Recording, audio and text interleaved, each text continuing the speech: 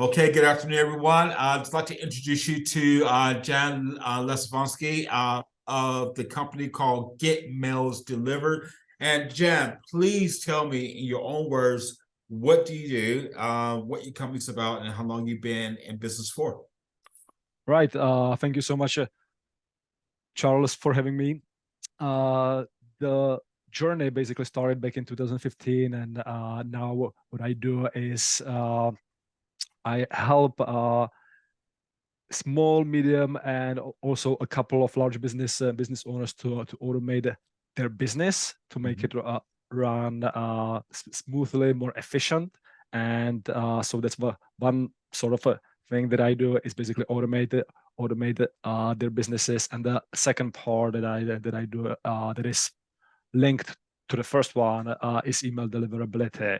It is basically quite a lot of people that send emails have issues with spam, and so I try to not only fix it for them but also educate what they have done wrong and what they should or shouldn't be doing when it comes to the email marketing programs, and how to avoid their emails getting to spam.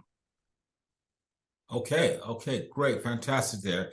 And I mean, and when did you start the business? How long you been in it for? It started back into the 2015, so it will be like 7, 8 years almost now. And I started a business basically. We co-founded an online education portal with two friends of mine. It was for stock traders and futures traders, and then basically in 2020, 2019, 2020, I decided to leave this business, and I started offering my services as a consultant to other businesses. And so this is when the COVID started, and everyone was saying like, no, that's not a good time to start a business. But for me, it was one of the best times to start a business because a lot of businesses, in order to survive, they had to go online. Because people were locked down. Quite a lot of brick and mortar businesses had to close, some of them temporarily, some of them for good. And so for me, it was the best time ever to start a business because I focus on online businesses. So everyone who went online basically needed quite a lot of people needed help. And those that were online before the COVID, they saw this as an opportunity, and they decided to grow their business because there were more and more people online. So for me, it was the best time to start my own business. Great, and it's good to hear, positive stories regards about COVID, because everyone wasn't fortunate to be in that position there. But obviously, when COVID happened, I mean, it was a great impact on you because obviously, like you said, everyone started getting doing their business online. So, that's fantastic there. You were able to navigate through that. But what was it? What would you say is the maybe one or two actions you think you may have taken from the impact of COVID in your business there? For me, there isn't any there isn't much of the time period pre-COVID, so I didn't have to take any special measures because of COVID, because I was still at the time when the consultancy business was new, and I was still growing it, and partially COVID took a part as well in the form how I grew my business, but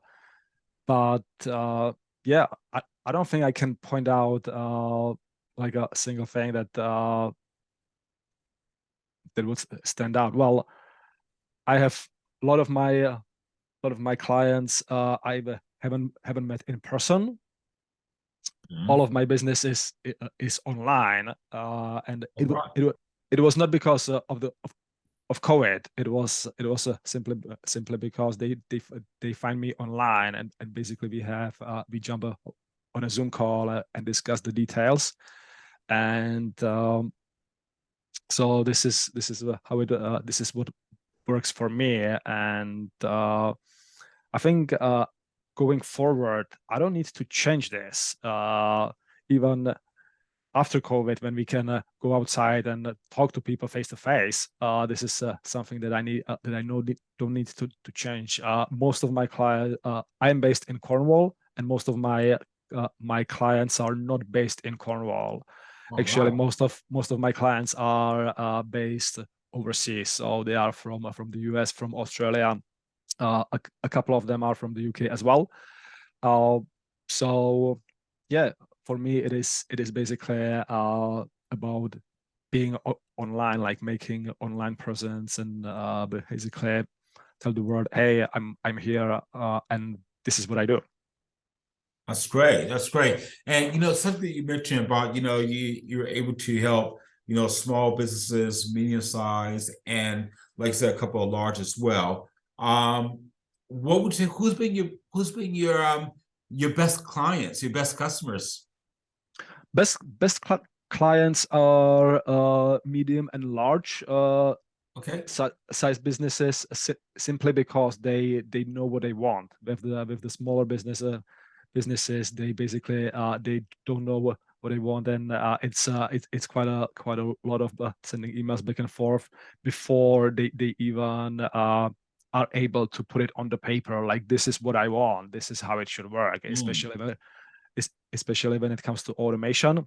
uh, for smaller business owners, they every single decision is made by the person, and there's quite a lot of a human factor. And when you want to automate a business, you need to be able to specify the business, this is what should happen, and basically step by step.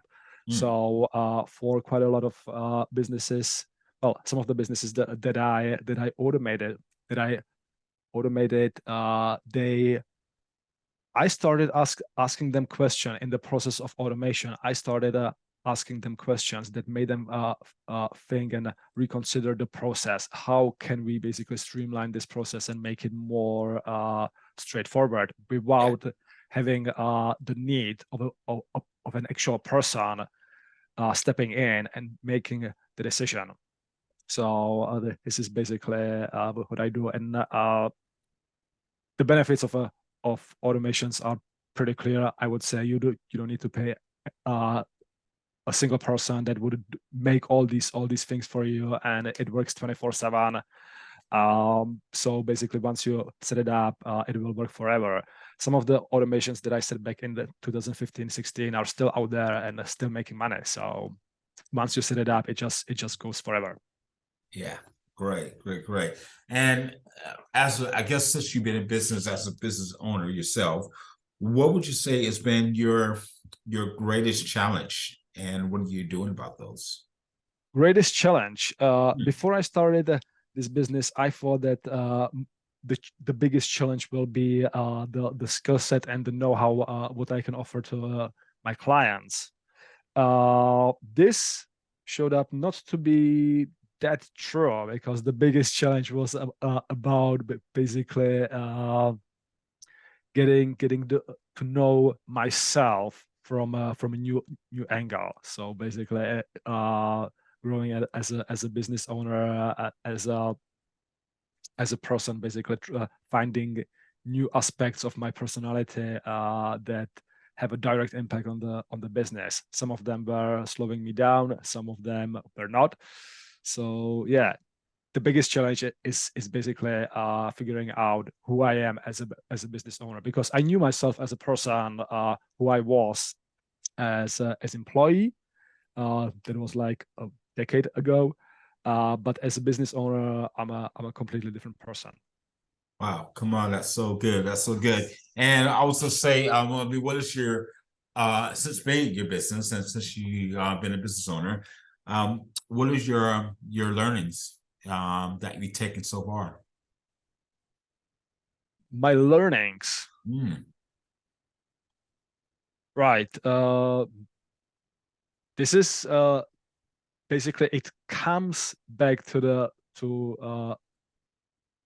what I just mentioned, that basically my learnings were about myself and how to deal with clients, with prospects, Mm. and basically how to make a business on a personal level. It is not about it is not about the number that I can see at the end of the month on the bank account. It is about making a difference and making a change in someone else's life as well. And Yeah. not only about not only making a difference in the lives of my clients, but also making a difference in lives of people that I work with and Wow. that work for me. So yeah. That's good. That's good. And I was gonna ask you, what is inspiring you today? What has inspired me? Mm.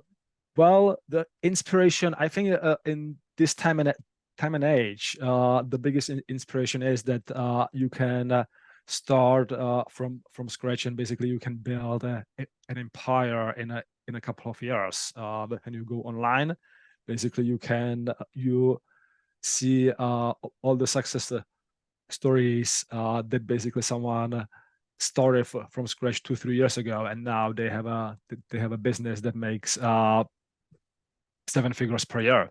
Yeah. So but basically all those people out there that have that managed to achieve this, and that basically share their stories with others as well. This is basically one of the things that keeps me going forward. That I know this is possible, and I know that this is something I will achieve as well.